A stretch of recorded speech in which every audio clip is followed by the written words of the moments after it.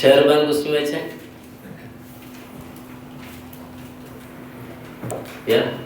ഇരുന്ന് വെച്ചാൽ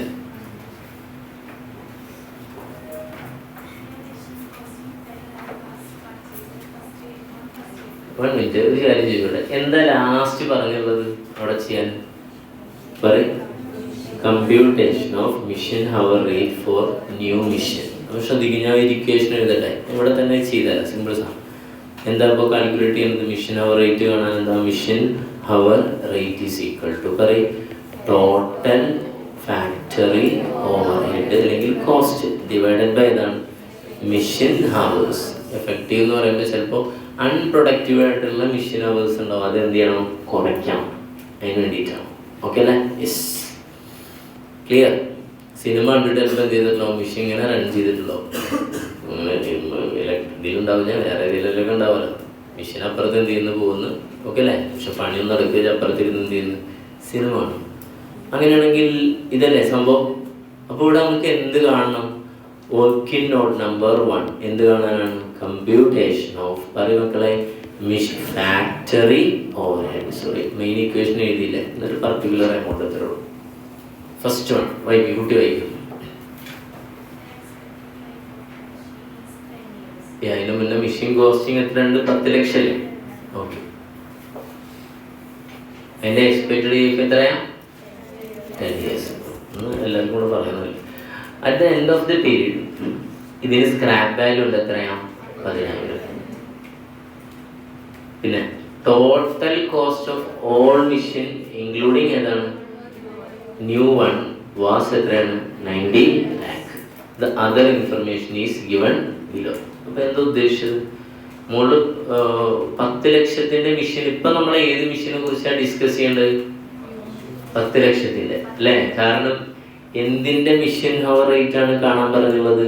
ന്യൂ. അപ്പൊ നിങ്ങൾ ബാക്കി 90 lakhന്റെ മിഷൻ പറഞ്ഞില്ലേ, അതേതാണ്? ഇവിടെ എത്ര? നമ്മളിപ്പോ ഇത് പറഞ്ഞില്ലേ, ടൈലറിംഗ് മിഷൻ. മൊത്തം 90 ലക്ഷത്തിന്റെ എന്തുണ്ട്? മിഷൻ ഉണ്ട്. അതാണ് total cost of all mission. All mission പറയുമ്പോൾ ഇപ്പൊ 10 മിഷൻ ഉണ്ട് വിചാരിക്കാം.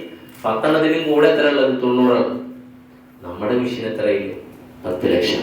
ക്ലിയർ ആണോ? ഓക്കെ ആണോ? ഇതിപ്പോ ആവശ്യമില്ല, പക്ഷെ എന്ത് കാണാൻ? റെന്റ് അങ്ങനെ എന്തെങ്കിലും കാണാൻ ആവശ്യം വരും. ഓക്കെ ആണോ? യെസ്. വേറെ എന്തെങ്കിലും ഉണ്ടാവും, നോക്കാം. ഇപ്പൊ നമുക്ക് ഏത് മതി? 10 ലക്ഷം മതി. 10 ലക്ഷത്തിന്റെ എന്താ എടുക്കേണ്ടത്? ഡിപ്രീസിയേഷൻ ആണ് എടുക്കേണ്ടത്. ഓക്കെ അല്ലേ? ഏതെടുക്കേണ്ടത്? ഡിപ്രീസിയേഷൻ. അപ്പൊ നമുക്ക് ഡിപ്രീസിയേഷൻ എങ്ങനെ കാണാം? എല്ലാവർക്കും അറിയുന്നല്ലേ? Cost minus scrap value divided by useful life. Cost എത്ര? 10 ലക്ഷം മൈനസ് സ്ക്രാപ്പ് വാല്യൂ എത്രയാണ്? 10,000 ഡിവൈഡഡ് ബൈ എത്രയാ? 10. അപ്പൊ എത്ര വരും? 99,000. ഇത് ഒരു വർഷത്തല്ലേ അല്ലേ? ഒരു വർഷത്തെ. ക്ലിയർ? ഒരു വർഷത്തെ എടുക്കണോ ഒരു മാസത്തെ എടുക്കണോ എന്നൊക്കെ ചോദിച്ചാല് നിങ്ങളെ എക്സ്ക്യൂസ് മീ നോമിനേറ്റർ ഒരു വർഷമാണെങ്കിൽ ഡിനോമിനേറ്റർ എത്ര ആവണം? ഒരു വർഷം. ഓക്കെ അല്ലേ? നോമിനേറ്റർ ഒരു മാസത്തിനാണെങ്കിൽ ഡിനോമിനേറ്റർ എന്താവണം? അത്രേ ഉള്ളൂ. അത് ഡിപ്പെൻസ്, ക്വസ്റ്റ്യൻ അനുസരിച്ചിരിക്കും. ഓക്കെ. ഇപ്പൊ നമ്മൾ വേറെ ഇയർ എടുത്തു പോയി, അങ്ങനെ തന്നെ ആവട്ടെ. അടുത്തേതാ? താഴത്ത് പോയിന്റ് നമ്പർ ഏതാണ്? 1. വൈകി working hours of mission for the year was 4,200 ഉണ്ട്. പക്ഷെ അതിൽ 200 എന്താണ്? നോൺ പ്രൊഡക്റ്റീവ് ആണ്. ഓക്കെ. ഇത് ഏതാന്ന് മനസ്സിലായ? മിഷൻ ഹവറിന്റെ അവിടെ ഇപ്പൊ തന്നെ എഴുതാം. 4,200 മൈനസ് 200. അപ്പൊ എത്ര വരിക? 4,000. കുഴപ്പമില്ല. അപ്പൊ ഡിനോമിനേറ്റർ കിട്ടി. അതൊരു വർഷത്തെ അല്ലേ?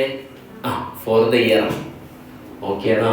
അപ്പൊ ഇവിടെ ഇയറും മന്തും പ്രത്യേകം ശ്രദ്ധിച്ചോ. കുട്ടികൾക്ക് ഏറ്റവും കൂടുതൽ മാർക്ക് പോകുന്നത് എവിടെയാണ്? അവിടെ ഇയർ മന്ത്. ഓക്കെ. പോട്ടെ. അടുത്ത റിലാക്സ്. അടുത്ത പോയിന്റ് പറയും repairs and maintenance for new machine during the year 5,000. ഒന്നും ചെയ്യാനല്ലോ, അവിടെ എടുത്ത് എഴുതിയാൽ പോരെ അല്ലടോ?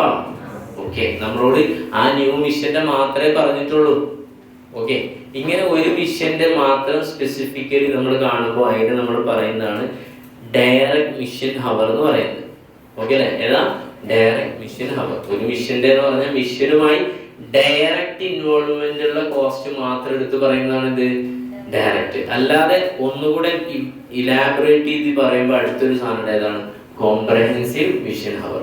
ജസ്റ്റ് ഇതൊക്കെ അതൊന്നും നമ്മുടെ രക്ഷയിലൊന്നുമില്ല, സി എയിൽ അങ്ങനെ പറഞ്ഞിരുന്നുള്ളൂ. Just understanding. നമുക്ക് ക്വസ്റ്റ്യൻ തന്നാൽ മനസ്സിലാവും. അതിൽ പിന്നെ കോംപ്രഹെൻസീവ് ഡയറക്റ്റ് എന്ന് പറഞ്ഞ ചോദ്യമൊന്നുമില്ല. തന്ന ഇൻഫർമേഷൻ അനുസരിച്ച് കുറച്ച് ഇൻഫർമേഷൻ ഉണ്ടെങ്കിൽ അത് ഏതായിരിക്കും, ഡയറക്റ്റ് ആയിരിക്കും. കുറേ കോസ്റ്റുകൾ അവിടുന്ന് ഇവിടുന്നൊക്കെ തരികയാണെങ്കിൽ, ഇൻഡയറക്റ്റുള്ള കോസ്റ്റുകളൊക്കെ വരികയാണെങ്കിൽ അത് ഏതായിരിക്കും, കോംപ്രഹെൻസീവ്. നത്തിങ് ഗ്രേറ്റ്, ജസ്റ്റ് പറഞ്ഞോളൂ. അപ്പോൾ രണ്ടാമത്തെ വളരെ എളുപ്പത്തിൽ എഴുതാൻ പറ്റും. ഏതാണ്? റിപ്പയർ. എത്ര എമൗണ്ട് ഒന്നും നോക്കണ്ട, 5000. മൂന്നാമത്തത് ഏതാ വായിക്കും? Insurance premium was paid for all mission. മനസ്സിലായ? ഇൻഷുറൻസ് 9000 എല്ലാ മിഷനും അല്ലേ. നമ്മുടെ മിഷന്റെ വാല്യൂ 10 അല്ലേ, മൊത്തം 90 അല്ല ഉള്ളത്. ഇങ്ങനെയല്ലേ കാണാം. ഓക്കെ, എത്ര വരും അപ്പോൾ? 10 ലക്ഷം രൂപ 90, 90 lakh, 1000. നാലാമത്തെ വായിക്കും, ക്വസ്റ്റ്യൻ വായിക്കും, മുത്തുമണികളോ വായിക്കടാ. ന്യൂ മിഷൻ കണ്ട വായിച്ചോ. New machine consume 8 unit of electricity per ഏതാണ് അവർ. The rate per unit is എത്ര? 3.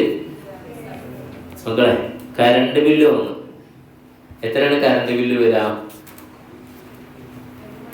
8 unit of electric per hour. ഒരു മണിക്കൂറിൽ എത്ര യൂണിറ്റ് കറണ്ട് ഇതാക്കും? 8. അപ്പൊ നമ്മൾ എത്ര മണിക്കൂറാണ് പ്രൊഡക്റ്റീവായിട്ട് വർക്ക് ചെയ്തിട്ടുള്ളത്? 4000. സംശയം? 4000 ഹവേഴ്സിന് അപ്പൊ എത്ര യൂണിറ്റ് കറണ്ട് ഉണ്ടാവും? 4000 × 8. ഒരു യൂണിറ്റ് എത്ര റുപ്യ പറഞ്ഞത്? Current bill KSE bill 3.75. അപ്പൊ എത്ര വരും? 1,20,000. ഓക്കെ അല്ലേ? ക്ലിയർ? അപ്പോൾ അടുത്തൊരു ചോദ്യം ഇവിടെ ഉണ്ട്. ഇവിടെ ഒരു അസംഷൻ കൊടുക്കണം. എന്തേ? നോൺ പ്രൊഡക്റ്റീവ് ആയ സമയത്ത് മിഷൻ എത്ര വർക്ക് ചെയ്തുള്ളത്? 4,200. അപ്പൊ കറണ്ട് ബില്ല് 4,200 4,000 വരിക? 4,200 വരില്ലേ? ഓക്കെ, അപ്പൊ നമ്മൾ അതിന് അസംഷൻ കൊടുക്കുകയാണെന്ത്? അടിയിൽ ഇത് നോട്ട് ചെയ്യെങ്കിൽ പണി വേണം. എന്താ അസംഷൻ കൊടുക്കുന്നത്? അസ്യൂം ദർ ഈസ് നോ എന്തില്ല ഇലക്ട്രിസിറ്റി ഫോർ ഏതാണ് നോൺ പ്രൊഡക്റ്റീവ് ഏതാണ് ഹവേഴ്സ്. അതിനൊരു ഇല്ലോജിക്കാലിറ്റി ഉണ്ട്. ഓക്കെ അല്ലേ? മനസ്സിലായ? ഇപ്പൊ 200 മണിക്കൂർ എന്ത് ചെയ്തിട്ടില്ല, മെഷീൻ ചിലപ്പോൾ ഇങ്ങനെ ഓണാക്കി ഇട്ടിട്ടുണ്ടാവും. അത് എന്ത് ചെയ്യുന്നുണ്ടാവില്ല, വർക്ക് ചെയ്യുന്നുണ്ടാവില്ല. ഓണാക്കിയിട്ടാലും അതിന് ചെറിയൊരു കറണ്ട് എന്ത് വരും എന്നാണല്ലോ നമ്മൾ പറയാം. പക്ഷെ വർക്ക് ചെയ്യുന്നതിന്റെ അത്ര എന്ത് ചെയ്യില്ല, കറണ്ട് വരില്ലല്ലോ. അതുകൊണ്ട് നമ്മളത് എന്ത് ചെയ്യുന്നു, ഇഗ്നോർ ചെയ്യുന്നതാവാം. ഓക്കെ അല്ലേ? ക്ലിയർ? ICയുടെ മെറ്റീരിയൽ അങ്ങനെ ഒരു അസംഷൻ ചെയ്തിട്ടുണ്ട്, കൊടുത്തിട്ടുണ്ട്. വേണമെങ്കിൽ നിങ്ങൾക്ക് എന്ത് ചെയ്യാം, നേരെ തിരിച്ച് 4,200 എഴുതാം.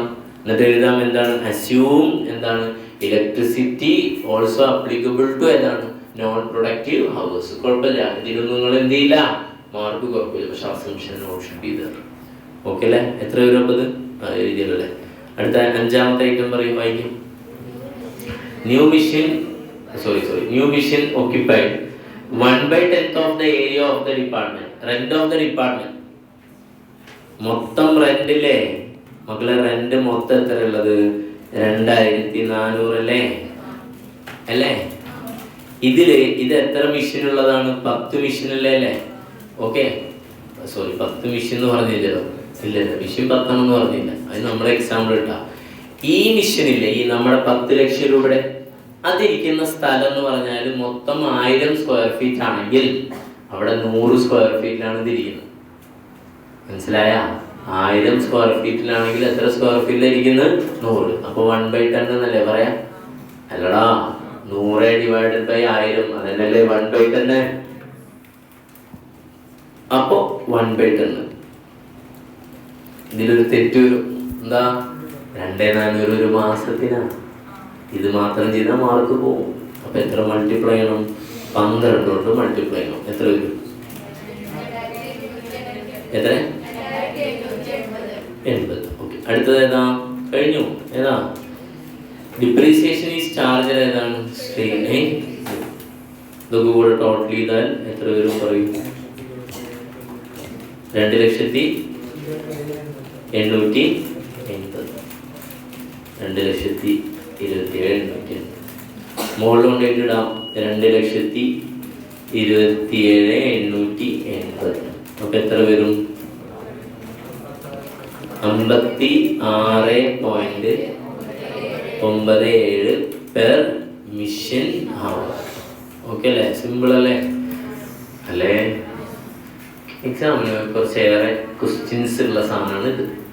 ഓക്കെ, 2-3 ചെയ്യും. നമുക്ക് കുറച്ചേറെ ഹോംവർക്ക് ഇതിൽ നിന്നുണ്ടാവും. യാ, ദാറ്റ്സ്